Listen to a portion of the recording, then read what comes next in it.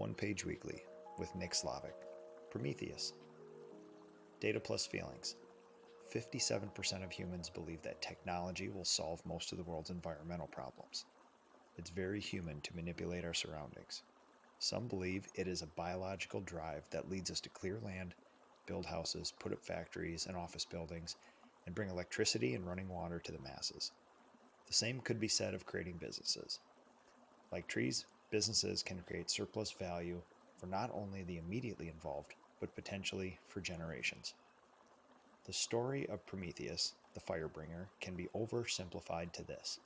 He was a titan that defied the gods and gave fire to humans. For this act, Zeus chained him to a rock and had an eagle eat his liver, which regrew daily. This is a story of using technology to transcend natural limitations. In some versions of his origin story, he was the creator of humans, forming them from clay while Athena breathed life into them. He was an advocate and protector of mankind. He's the original rebel and stands as a symbol of defiance against unjust powers, and he suffered eternally for it. Somewhat, but not fully related to this story, is manifest destiny.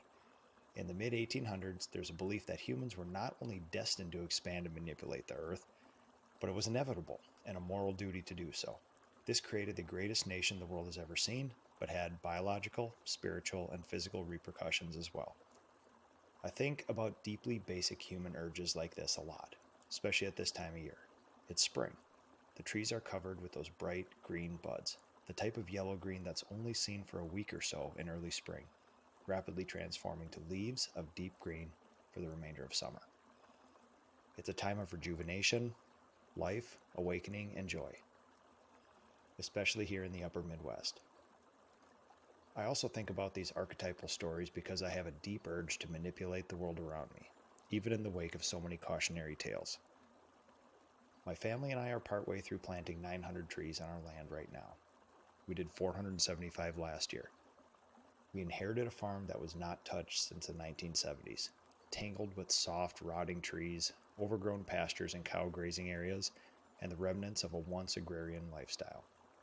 Over the last 10 years, we've systematically broken out the land into 5 or so biomes and enacted a management plan for each, a plan that takes us decades into the future and likely beyond my time. We've restored native prairie, planted 180 different types of historical flowers and grasses. We've removed acres of soft scrub trees and replaced them with nourishing, surplus value creating hardwoods, fruit, and nut trees. Why? I've taken in a lot of lessons from the cautionary tales of Prometheus and manifest destiny. I've done the same with my businesses as well. All good things must be managed: the land, humans, profit and loss statements, etc. I'm the type of manager that is managing for after my time. My aim is not to subjugate and exploit, quite the opposite. My aim is to empower and honor my surroundings, to use technology for the good of my surroundings so that it flourishes, provides well beyond its original means, and maybe even makes up for the diminishment of the world that I do not have the power to manipulate. I planted 250 trees and fruit bushes with my family yesterday. They will get to sit in the shade of those trees surely. Me?